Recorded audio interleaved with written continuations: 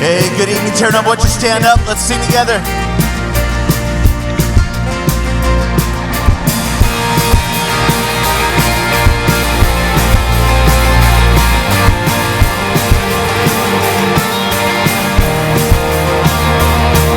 Oh, don't lose heart, oh my soul, don't give up. There is always hope.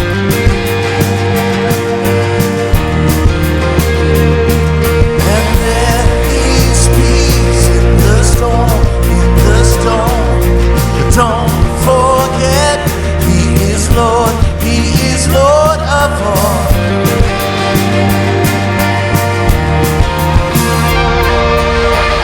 There is a King of glory, there is a God who saves, one who is strong and mighty, freedom is in His name. Open the gates of heaven, lift up a shout of praise. There is a lion roaring, Jesus, the King of glory. So lift your eyes, stand in awe. There is one, only one, where our help comes from.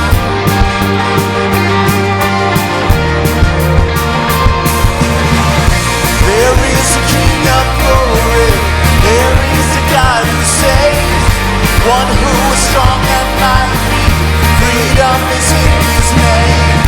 Open the gates of heaven, lift up a shout of praise.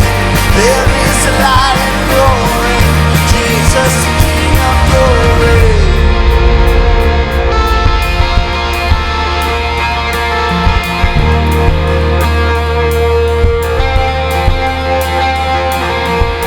Nations bow, mountains shake at the sound of just one name. Over all, Jesus reigns. I know.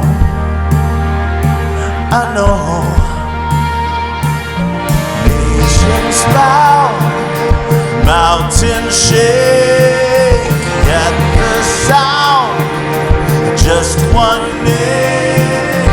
Over all, Jesus reigns. I know.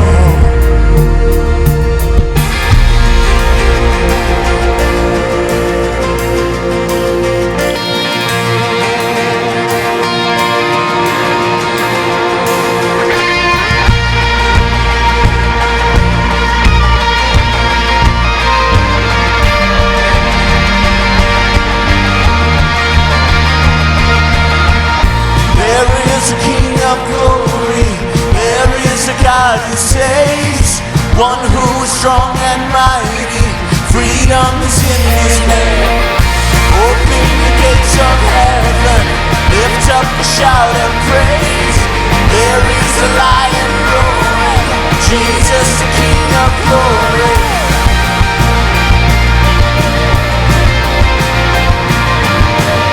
There is a lion roaring, Jesus, the King of glory.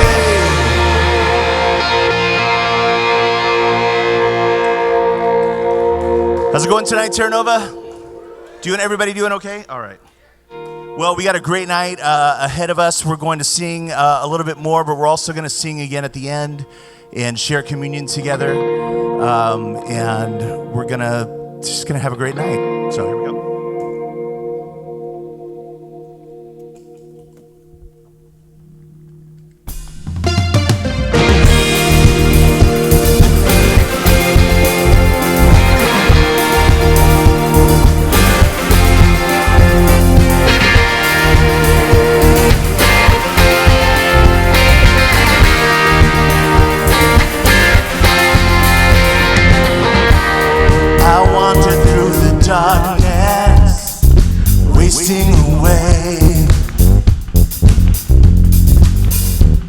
My soul was cold and hopeless, dead in the grave.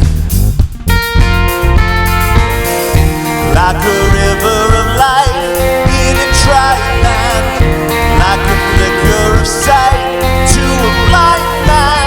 I saw the glorious light as it broke in. God of mercy and might. Oh, you brought me back to life. You're the Lord of light, shining in the dark. You're the source of life, beating in my heart. You're the living hope. You're the risen Christ. You restored my soul. Oh, you brought me back to life. The brilliance of your glory awakens my soul. Give me grace and mercy. I give you control.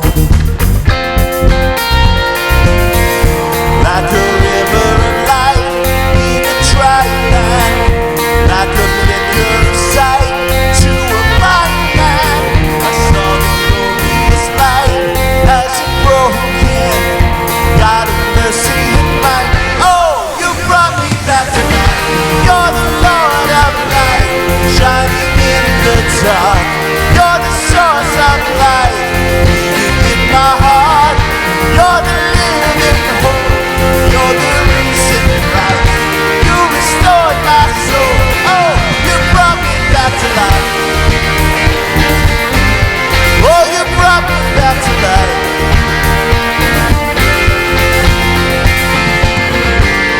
You are the resurrector. You conquered the grave. You pulled me from the water, free from my chains and risen to live. Like a river of light in a dry land, like a flicker of sight to a blind man. I saw the glorious light as it broke in. God of mercy and might. Oh, you brought me back to life. You're the Lord of light, shining in the dark. You're the source of life, beating in my heart. You're the living hope. You're the risen Christ. You restored my soul. Oh, you brought me back to life. Oh, you brought me back to life. Oh, you brought me back to life. Oh, you brought me back to life.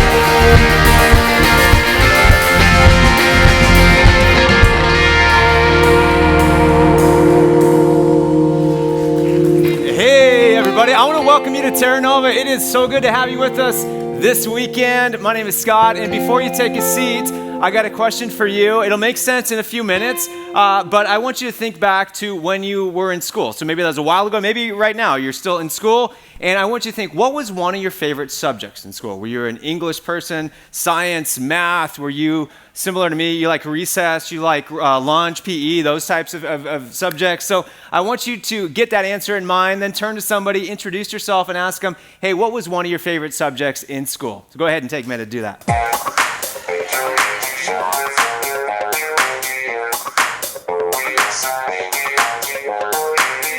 Let me hear back some responses. So who liked math in school? Math was your thing? Got a few of you. We got boos coming from Doa. There we go. How about any English, reading, literature, that type of subject? Science people? There we go. Then it was like, I didn't really have a subject. There you go. Thanks for being honest. Very good. Well, again, I want to welcome you to Terra Nova. We're going to have a great time today as we celebrate communion a little bit later on, and then we're also continuing our God on Film series. But hey, if you happen to be new with us today, I just want to say thank you so much for being our guest. It means a ton just to have you spending some time with us. And when you came in, you're probably offered one of these programs. So do me a favor, pull this out, and then the first thing you want to do is flip to the very back of it. You'll find this guy. We call this our Connect card, and what you want to do is just fold it over like I'm doing and tear it off. And then you can start working on this. We would love just to hear from you. And so on the front, you can give us as much information as you feel comfortable sharing. You'll notice some different boxes that you can check to get more information about things we do and who we are as a church. And then the back side, if there's something that's going on in your life that we could be helpful and serve you with, we would just love to hear from you. And so you can work on that. We would love to get a Connect card from everybody. And so you could spend some time doing that. And as I mentioned, we're in this God on Film series where we're having fun looking at some of the movies that are are out right now and the different themes inside. And we just decided that we would have some fun. And so anybody who came for the very first time, we're just going to say, hey, we're going to give you a movie ticket for coming, just because it can be a little strange going to a church service for the first time. And so we want to have a great experience for you. And so what you want to do is make sure you leave your address on there. That's how we're going to get you the movie ticket. We're going to send it in the mail. And so as you're working on this, write your address legibly, and we'll get that to you in the mail this week. And you also see that you can write how I heard about Terra Nova. If you're a friend or a guest of, write that person's name who brought you, and we'll have a movie ticket that gets in the mail for them as well. And so you can work on that Connect card, and we'll get that from you a little bit later on.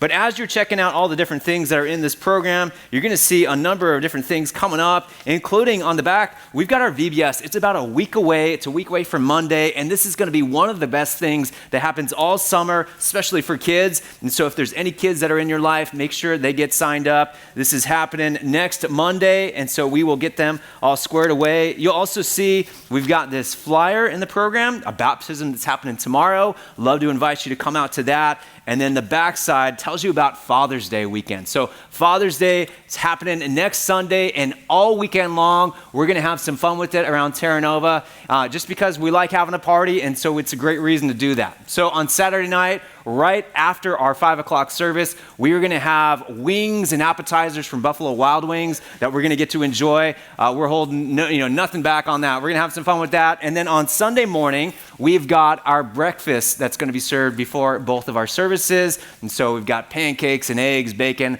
all of that. And then our God on Film series is going to be continuing. And as always, first-time guests are going to get free movie tickets, as well as the people who invite them out. And so that's happening next weekend, and we can't wait to celebrate with you then. But right now, we're going to continue our God on Film series by jumping in to one more movie. So let's check it out. Told them, Lady Grantham. She's told us nothing. Do sit down. I've come into possession of a villa in the south of France. What villa? Start at the beginning. Years ago, before you were born, I met a man. They spend a few days together and he gives her a house. You never thought to turn it down? Do I look as if I'd turned down a villa in the south of France? A telephone call for you, my lord. Mr. Barber is a producer and director. He wants to make a film at Downton. A moving picture at Downton. But the big film stars, famous ones. I think it's a horrible idea. Actresses plastered in makeup and actors just plastered. There is something about him, like a wild animal ready to spring. Ready to spring on you, you mean? Cut! Sorry. The modern world comes to Downton. Why do you think he gave you the villa? That is where the mystery resides. Then we're off to the Riviera. And with any luck, we'd miss the whole of Mary's frightful film. I do hope that was a prop. You steer ahead. You're the captain now. They better be warned. The British are coming. Welcome to the Villa of the Doves. It's a beautiful place. How happy you must be. Oh, my goodness. Who is she? The Lady Grantham I first went to work for. Granny. Why did you invite us here?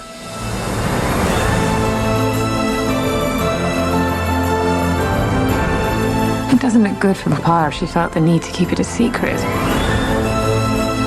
There's trouble in paradise. You don't need me to tell you that marriage is a novel, full of plot twists along the way.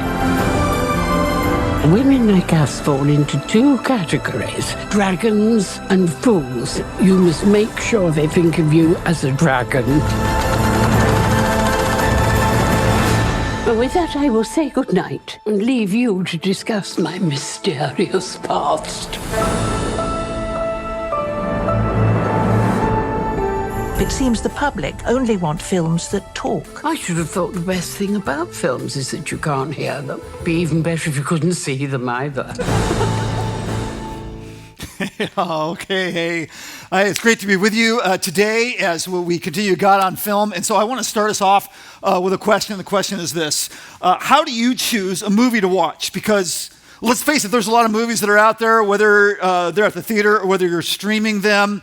And, there's lots of choices, and we only have so much time and so much money and such. And so what's the criteria that you use for selecting the new movie that you watch?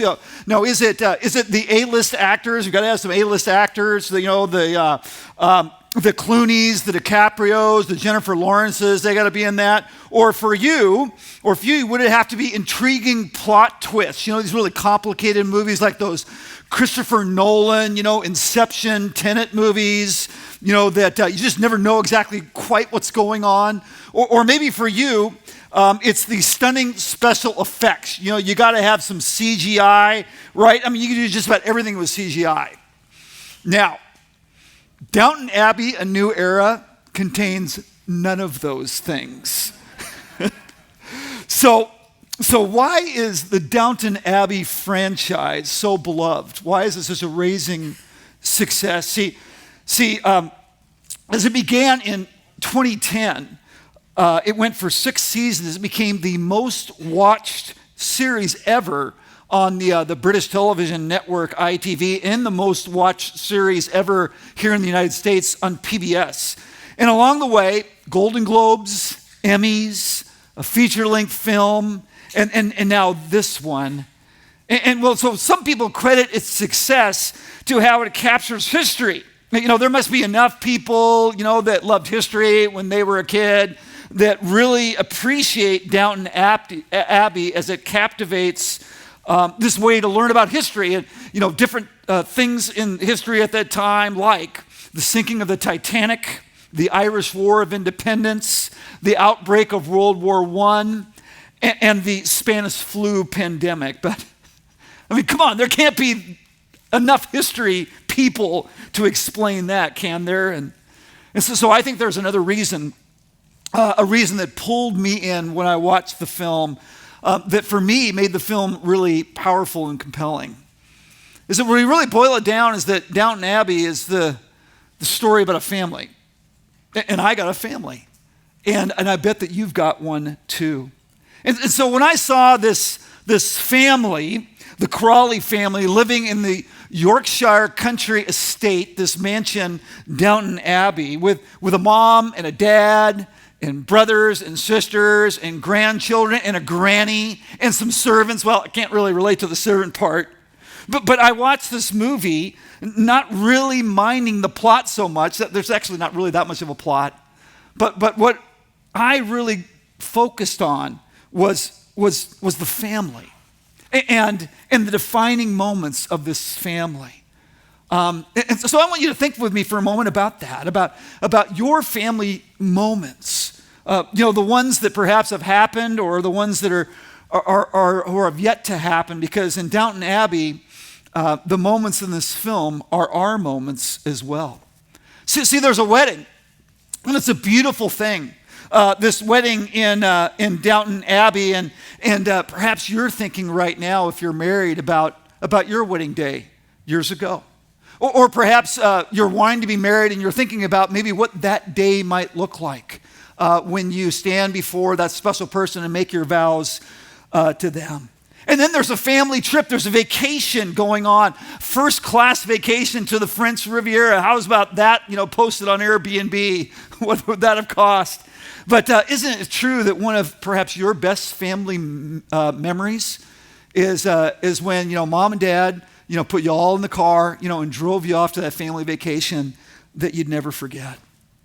And then there's this other family moment. There's a baby being born, a baby coming into the world. And so parents, maybe you can think back now to what that was like, to that moment, in the hospital, or perhaps when you brought that child home, or maybe you're thinking about starting a family, or you're desiring to do so one day, and thinking about what that's going to be like, a defining family moment. And then there's a funeral.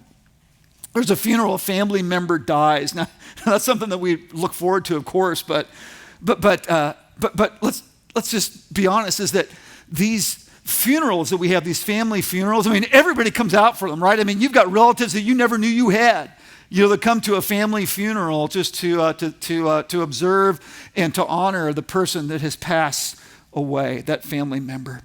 So now a movie like this, I think, draws us in because, let's face it, is that some of our greatest joys come from family, and also some of our greatest pains as well.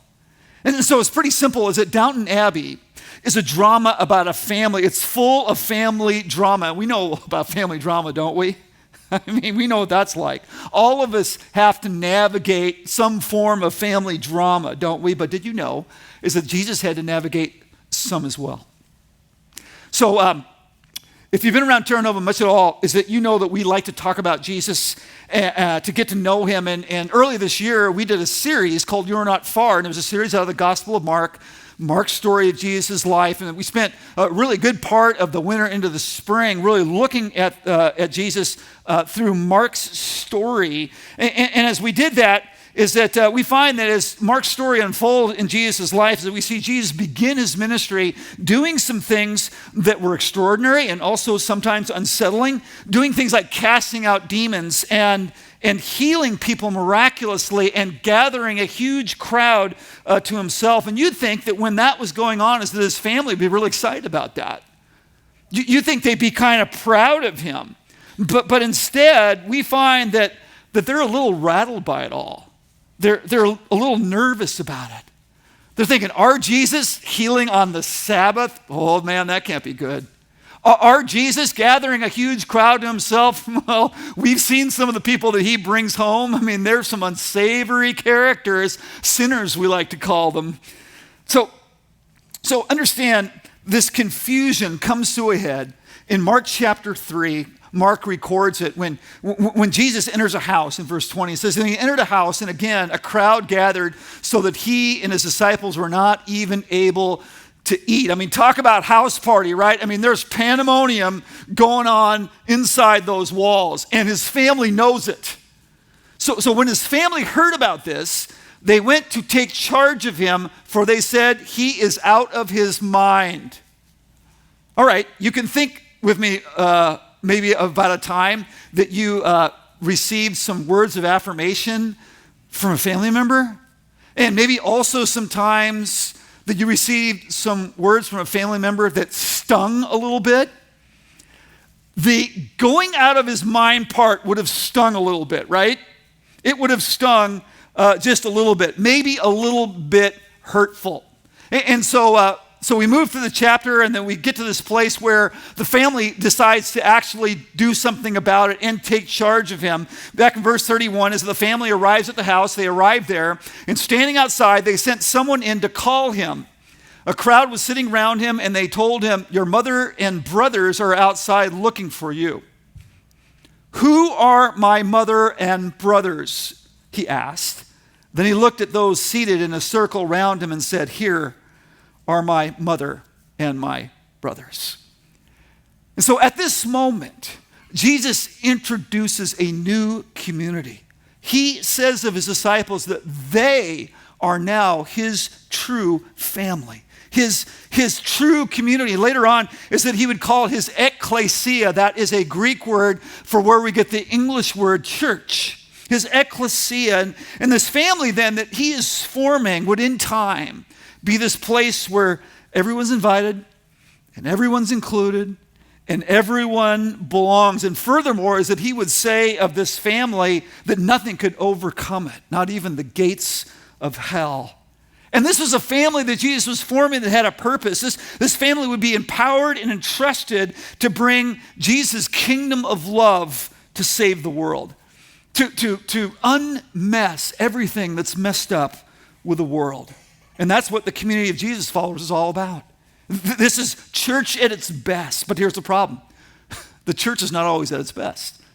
And we know this, right? I mean, we know this from history, and then we also know this from personal experience.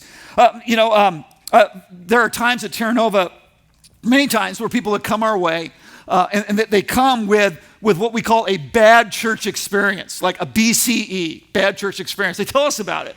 And they share their story, and then towards the end, it usually goes like this. They say, yeah, so I'm trying this out again. I'm hoping it's going to turn out better. Man, we hope so too. But here's what I've been thinking about this week. I've been thinking about that we live in a moment where the church must be at its best, needs to be at its best, because Because there's so much broken stuff in our world, isn't there? So much messed up stuff. I mean, think about the world and all the messed up stuff over the last 2 years, or over the last 2 months, or over the last 2 weeks. I mean, stuff that makes you want to scream and stuff that makes you want to cry. The solution. Oh man, everybody's got solutions, right? But here's Jesus' solution back in Mark chapter 3. Behold, here are my mother and my brothers. Here's my family. Here's my community. They are here to be the redemptive, healing presence in the world.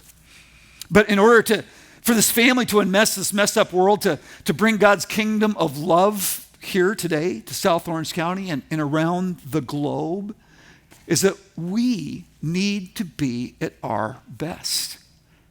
But where do you even start? Well, we might start here. Maybe you've heard people say from time to time, hey, you know what? I'm just seeking to be the best version of myself. Have you ever heard somebody say that? I want us to go ahead and just to kind of work this through in a together sort of way and change it and say, how about we're seeking to become the best version of us? And the scriptures lead us into that best version. And actually there's a thread that runs through the New Testament, is that how we can become the best version of ourselves. Not a church community that's caught up in family drama, but one that's healthy and whole and compelling, that doesn't shut people out, instead it draws people in. And so this thread that I'm talking about, they're known as the one another's in the New Testament. There's about 32 of them. We're going to look at 6 of them today. And for sure is that as we look at these, is that I think that you're going to connect maybe with your biological family and say, man, if I do those things, I bet my family life would be better. Or maybe you will be thinking about these things that we're going to look at in the context of the place that you work, the place that you go to school, or the sports team that your kids are on, and just saying, if we could bring these into that group, that would make things better.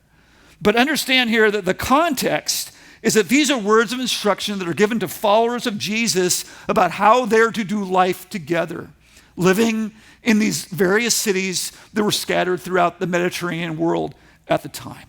They were given to Jesus' community to help them be their best. And who doesn't want to be their best selves? Who doesn't want that? So these one another's we're going to take a look at, there are 6 of them were written by a guy named Paul. Sometimes he's known as St. Paul or the Apostle Paul. Perhaps you've heard about him. And he had a connection with all these places, these various places that he writes to, because he'd been there. See, it was Paul's practice and custom to go around the known world at that time and to share the good news that God has broken through the life and the death and the resurrection of Jesus. And that he began, as people began to believe, to set up these little communities of Christ's followers. He would set them up and coach them up and kind of get them going, and then he'd kind of move to the next town. But then in time, as we find that he wrote letters back to some of these places to be able to instruct them and coach them and help them. And so here we are. That's much of the New Testament are these letters that Paul wrote. And so what we want to do is examine some of the things that Paul had to say and get some clear guidance on how to be the best version of us. And so let's go ahead and start off with this first one. See, the best version of us, it happens when we accept one another. Paul writes to the church in Rome and he says, accept one another then as Christ accepted you in order to bring praise to God. Now, we know what acceptance means, don't we? I mean, acceptance means to love people no matter who they are, where they are, or what they've done. And it means to love people no matter what, which we're really great at so long as they agree with everything we agree on, okay? I mean, isn't that true? I mean, it's so long, we'll be cool with them so long as they believe everything that we believe about the government and about the media and about public schools and climate change and vaccines and masks and the police and censorship and immigration and the First Amendment and the Second Amendment. If they can sign off on the things that we believe, then our doors are wide open for them. And that's not what Jesus is talking about. Well, that's not what Paul's talking about. But actually, Paul's talking about is that we're to accept one another in the same way that Christ accepted you, accepted us. And how did he accept us? As we are. with no strings attached, with all of our faulty worldviews, all of our faulty belief systems. Jesus accepted us, and now he's saying you need to accept others in the same way. And so let's give acceptance a voice in our community. See, acceptance says, Jesus loves you, and so do I. Pure and simple. All right, so acceptance, like that's the first one. It's like, oh, wow, man, this is kind of a tough one, right? Okay, so in order for us to pull off the first one, we're going to need the second one. The second one, and it goes like this, is that the best version of us happens when we're kind to one another. Paul tells the Ephesians, these believers living in Ephesus, he says to be kind to one another, kind and compassionate to one another, forgiving each other just as in Christ God forgave you. Now, has it seemed like in the last few years that there's been like an uptick in how unkind people are to each other? Have you seen that? It's kind of disturbing, isn't it? Even more disturbing is when I feel my heart kind of gravitated towards that, kind of what we call jerky behavior, like being a real jerk. It just seems like being a real jerk is just kind of like what people do, and so it's real easy to follow along, real easy to be mad at people, really easy to be mean at people. And so I've been finding my heart kind of moving in that direction, kind of getting hard and crusty in that way. And when it does, it's one of the things that God has used is something that's in the scriptures in Matthew chapter 7, verse 12. And it's kind of a famous thing. It's called the golden rule. And it's where Jesus says, treat people the way you want to be treated. It's really simple, but it's genius. So they're in those moments, where I just want to get in touch with my inner jerk and really be sarcastic and mean and snarky and just really bad to the people that are around me. Is that it's a great way that I check myself and say, wait a minute, would I want to be treated that way? No. I'd want someone to have a soft touch with me. I'd want someone to be kind to me. You see, we need to bring kindness into the equation, and here we have the scriptures that are telling us that this is the way that we become the best version of us by showing extraordinary kindness to each other. Not just average kindness, but extraordinary God-empowered kindness. And so let's give kindness a voice in our community. See, kindness says, I will treat you the way I want to be treated.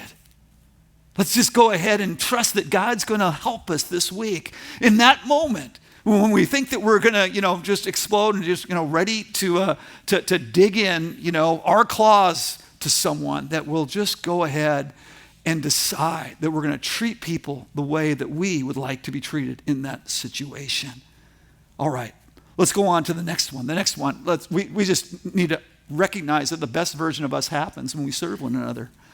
When we serve one another. Paul writes to the followers of Christ in Galatia, and he says, you, my brothers and sisters, were called to be free, but do not use your freedom to indulge the sinful nature. Rather, serve one another in love. So we know what serving's all about, don't we? Service is all about. It's just practically finding ways to help others, isn't it? And I got to tell you that at Terra Nova, this is certainly where we're at our best. I think that as our church, if there's a superpower, this is our superpower. It's just people that come together to just love to serve. People that come and into our community, not wanting to be a consumer but a contributor. And even as we come on the weekends, the people that are coming, and we're coming to enjoy friendships and great music and hopefully some good teaching and all of those things that are very compelling to us, but also at the same time come seeking how they can serve others and be a part of making this whole thing happen. And then just beyond our gatherings, just everything that we do, stuff that we do together. Like last month, kids feeding kids out in our parking lot, hundreds of us packing meals to go to Zambia. Or like last weekend, our serve day at the Abbey, where we're up at the Orange County Rescue Mission's property, helping to get that ready for hundreds of people that live in their cars and outside. We'll have a place for them to call home. And then this weekend, or this coming weekend, Father's Day weekend, so we've got a whole crew that's going to the Orange County Rescue Mission to serve dinner and to cook dinner, and on it goes. This is just what we do. We meet practical needs within the community. And simply, you know what it is? You know what serving is? Serving one another is just simply living for others. It's simply leading an other-directed life rather than a self-centered life. And community, family, church at its best happens when people serve one another. And so let's give service a voice in our community, because you see, service says, I'm happy to do this for you. It's not a drag, it's not a bummer. I'm actually happy to be able to live this life for you and to serve you. All right, let's go on to the next one. The next one is the best version of us happens when we encourage one another. Paul writes to the church in Thessalonica, and he says, encourage one another and build each other up just as you also are doing. Now encouragement here is the Greek word. It's the word parakaleo. It's used about 109 times in the New Testament. And Paul actually defines it. It's defined this way: build each other up. That's what encouragement is. It's building each other up. And that's in contrast to the spirit of the day, which is criticism, right? And tearing people down. I mean, that's like, it's become almost like a professional occupation, for us to be torn down. And that's just how people roll, is just tearing each other down. And, we've all been on the business end of criticism, right? And that torn down thing. We've all been there. And it's this natural drift, the sting of criticism, man, it hurts, but a compliment. I mean, you know how we respond when we get encouraged with a compliment. I mean, we savor it. We turn it over and over again in our minds until it's burned into our long-term memory. In short, we treat compliments like your dog treats those rib bones that you brought home from Lucille, right? And that's how it works. So we want to give a voice to encouragement in our community. And you see, encouragement says, I will build up and not tear down. I will choose to do that. Now this next one is like encouragement. This next one, this best version of us happens when we honor one another. Honor one another. Paul, again, is writing to the church in Rome, and he says to honor one another above yourselves. Honor one another above yourselves. And you know what this is all about. This is all about how we speak well of people when they're not around. That's very honoring, right? Now, if encouragement is speaking well to people, honoring is speaking about people well, right? And that's what we do there. And it also deals with paying compliments in front of others, right? Paying compliments to them. And it also is all about enjoying the successes of others as we honor them for that. And so you know why we're talking about this, don't you? It's because sometimes we get in a place where we're all sweetness face to face, but we're snarky when we get in private when it comes to people.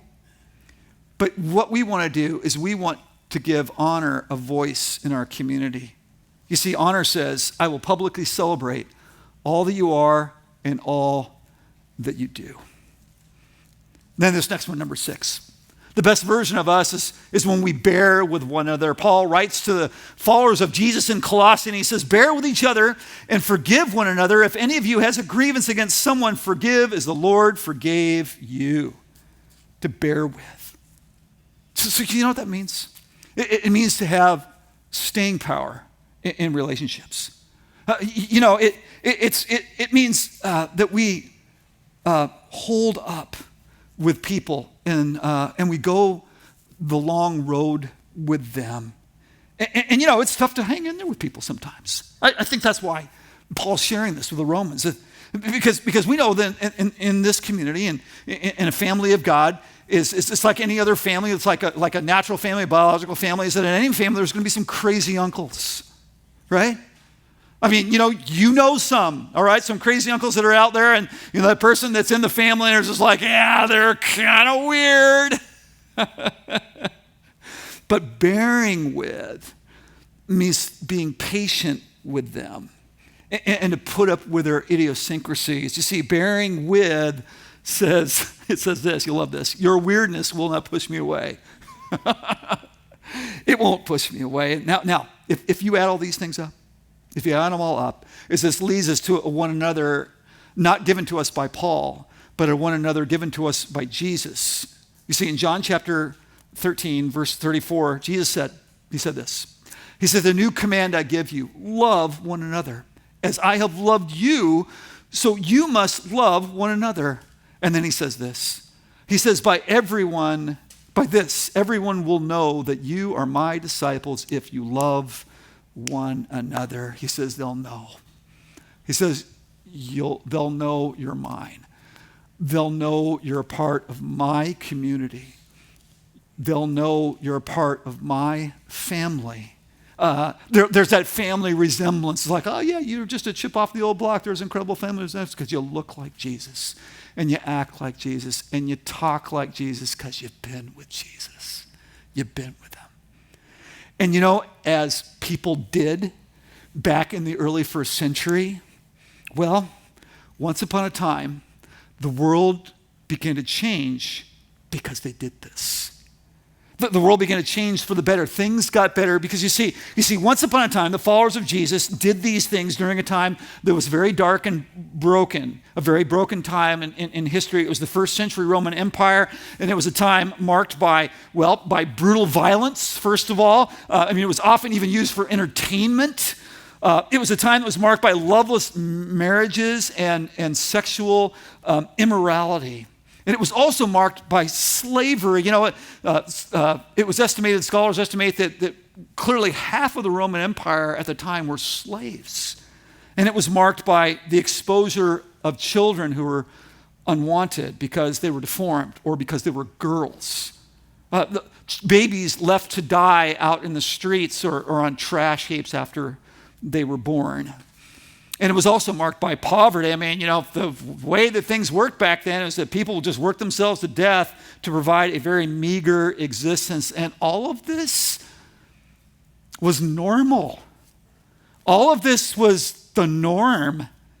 And once upon a time, a small community were the disruptors of the norm because they committed to being the best version of themselves by accepting one another and being kind to one another and serving one another and encouraging one another and honoring one another and bearing with one another and loving one another. That's what they did. And it changed the world. And so that was then back in the first century. But let's go ahead and bring this into our present moment. So what I'd like for us to do is just to take a moment and to maybe pick one of these off the list that you feel like, out of all these ones, and there's 7 of them here, is that this is the one that's for me. This is the one that I know that God is speaking to me about. It's the one that I need to grow in.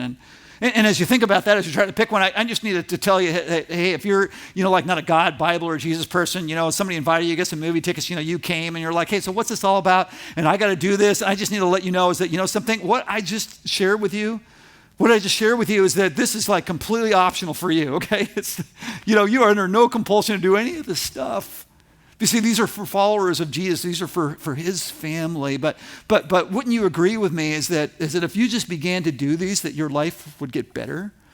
Around Terra Nova, is that we're always saying is Jesus will make you better at living and will make your life better. He'll do those things. And so wherever you're at on your spiritual journey, can you pick one? And then can you identify that and say, this is the one that I would like to grow in? And then as you do, though, we just got to take a look at a list like this, and we just need to understand is that this list is not a, hey, just get better list. Hey, you just need to be better at this. This list is not a just try harder list. Well, here are the things, just try harder. Because we know how hard it is to love people well. We know that's hard work. And so we will need help. We will need God's help. I don't believe that I can do any of this by myself with my own goodness under my own power. Is that we will need the power of God in our lives to pull this off. We will need the life of God in our life if we're to realize this. And so the good news is that can actually happen. Is that God is here. God's help is on the way for us, and that we're reminded of God's presence to move us into this best version of us through what we're going to do right now that some church traditions call the Eucharist, or others call the Lord's Supper, but we call communion. And so we're going to have a time of communion together. I'd like the band to come join me on the stage as we get ready to have this time together. And then as we do, just understand is that what we're about to do is observing a night. It was before Jesus hung on the cross that he was with his community, he was with his family, he was with his ecclesia. And then he took bread and broke it, and Jesus said, "This bread is my body, eat it in remembrance of me." And then he took a cup of wine, and he said, "This cup is my blood, the blood of the new covenant. Drink it in remembrance of me."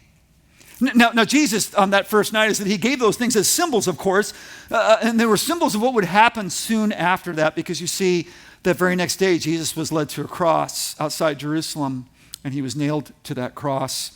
And as he was nailed to that cross, the disciples then saw what Jesus was talking about the night before in real time. There he was on the cross, his body broken. There he was on the cross, his blood pouring down. So as we take the bread and the cup, we use it to remember the unimaginable way that God would love each of us and the price that he would pay to rescue us and restore us to him. And as we take the bread and the cup, is in a very physical way, is that we are reminded that Jesus had a body. He had a body, he had a real one. And Jesus' real body, we believe, and along with his real feelings and his real agony, creates a real victory for us. And so as we take communion, let's be mindful of that. And if you're at a place, maybe you're at a place tonight where you're saying, "Wow, man, I don't know. I've had quite a week, or quite a month, or quite a life. I feel wounded." Well, if you're at a place where you come with your wounds, take heart, because as we understand through the bread and the cup is that Jesus was wounded too. So, are you ready then?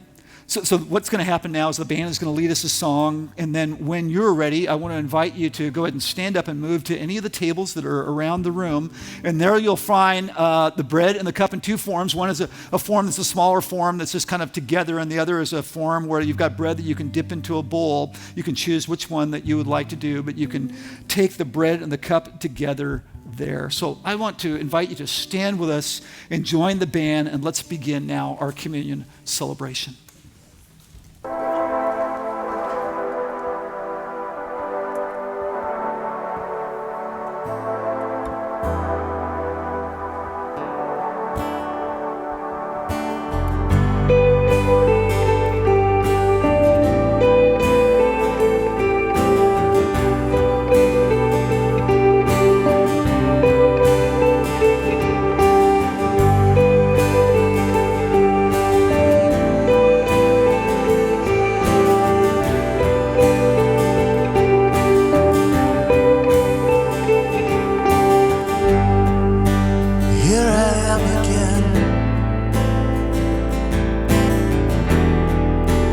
Caught up in your splendor,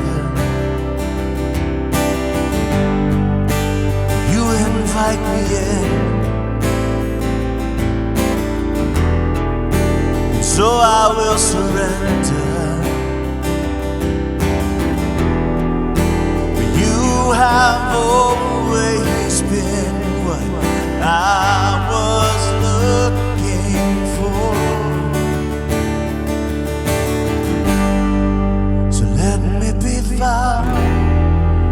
Lost in you, lost in you.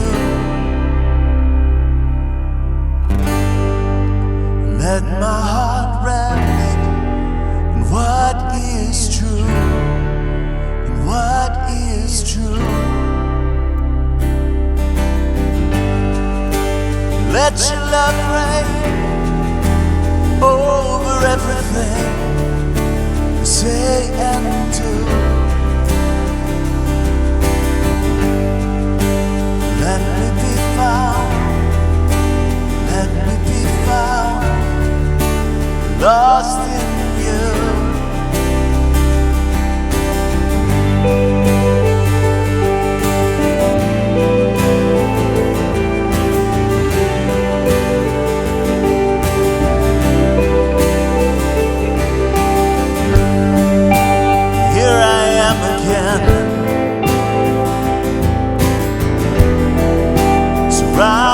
by your glory. The strength I find within your power to restore me. You have always been my shelter from the storm. So let me be found lost in you, lost in you. Let my heart rest. What is true? What is true? Let your love reign over everything I say and do. Let me be found. Let me be found lost in you. 'Cause only you can satisfy this heart of mine, this heart of mine. Only you can satisfy me. Only you can satisfy this heart of mine, this heart of mine. Only you can satisfy me. Only you can satisfy this heart of mine, this heart of mine. Only you can satisfy me. Only you can satisfy this heart of mine, this heart of mine. Only you can satisfy me. So let me be found lost in you, lost in you. Let my heart rest. What is true? What is true? Let your love reign over everything I say and do. Let me be found. Let me be found lost in you. 'Cause only you can satisfy this heart of mine, this heart of mine. Only you can satisfy. Only you can satisfy this heart of mine, this heart of mine. Only you can satisfy.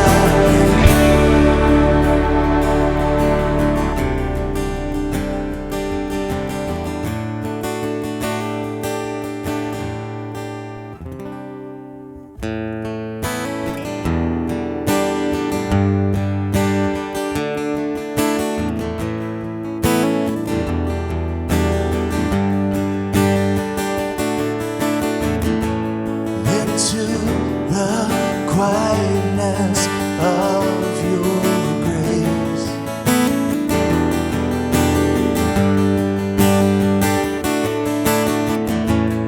Away from the noise of my mistakes.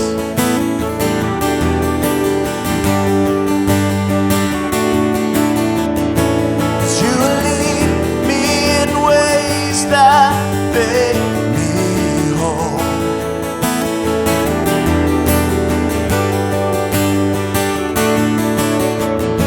Till I walk in paths that restore my soul.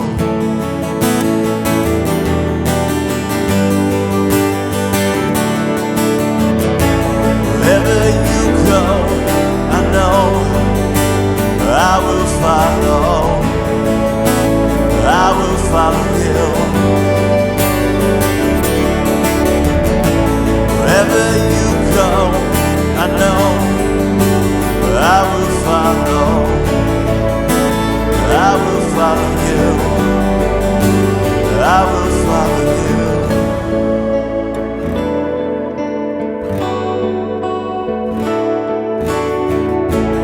Into the wildness of your grace.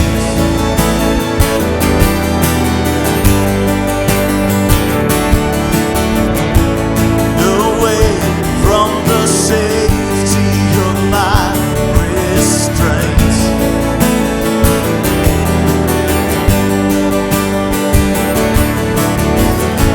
As you lead me in ways that make me strong.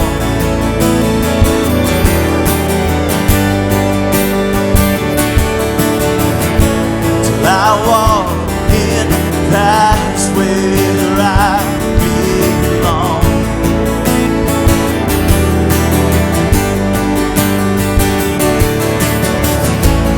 Wherever you go, I know I will follow. I will follow you. Wherever you go, I know I will follow. I will follow you. I will follow you. And right here beside you, everything I need.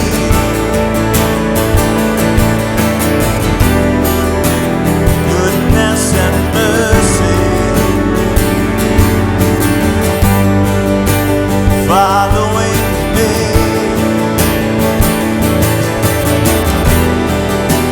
Right here beside you, I've got everything I need. Everything, everything. Goodness and mercy,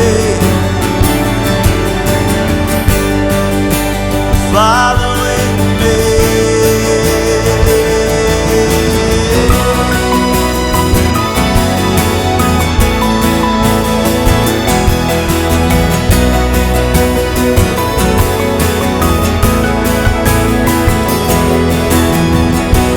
Wherever you go, I know I will follow. I will follow you. Wherever you go, I know I will follow. I will follow you. I will follow you. Wherever you go, I know I will follow. I will follow you. Wherever you go, I know I will follow. I will follow you. I will follow you. Let's go ahead and pray. God, I thank you that when it comes to your character, your nature, there's no guessing. I thank you for the ways you respond to us, the ways you lead us, that as we follow you, as we trust you, as we seek to be people who are just wrapped up in you, God, that you lead us to good things. And so as you offer us acceptance, as you treat us with this love just as we are, you also give us encouragement and strength. Lord, we want to receive that. We want to take that and say yes to you as individuals. And so we do. And we also don't stop there. We look to the gift it is to get to walk within community. And so we say thank you for that. And we also declare that we want to be a community. And we want to be a family that encourages, that forgives, that serves.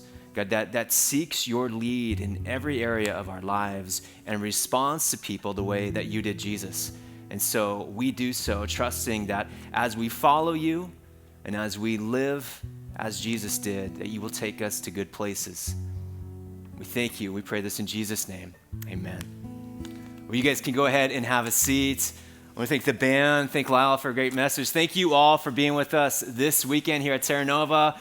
Before we wind down, just a few quick things. First is your Connect card. Be sure to fill that out, especially if it's your first time with us. We want to get you a movie ticket, and so you could fill this guy out. And then for those of us who are part of the Terra Nova community, we get to practice being this family that's a generous community. And so we get to be people who look out for the needs of others, who give sacrificially, who make God's love famous. And so we can give as we are a generous community. You can give using this offering envelope or online or our Terra Nova app. And so what we'll do in just a second is as we head out, anything that you want to leave behind, the Connect card, offering envelope, or even programs to recycle, our guest services teammates are going to have baskets at the doors where they will grab those from you. But remember, next weekend we've got Father's Day, and so we're going to have a lot of fun with that. Come out Saturday night, we're going to have wings and appetizers from Buffalo Wild Wings, and so we got that to look forward to. And then here on Sunday morning, we've got our breakfast outside before both of our services. If you got a dad that's in your life,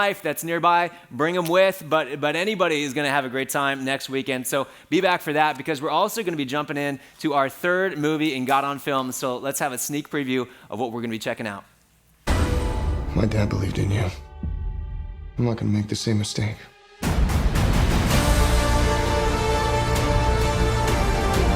Someone's not coming back from this. Those are your pilots. Anything happens to them. Smoke in the air! You'll never forgive yourself. No turning back now. Come on! Jeez! Having any fun yet?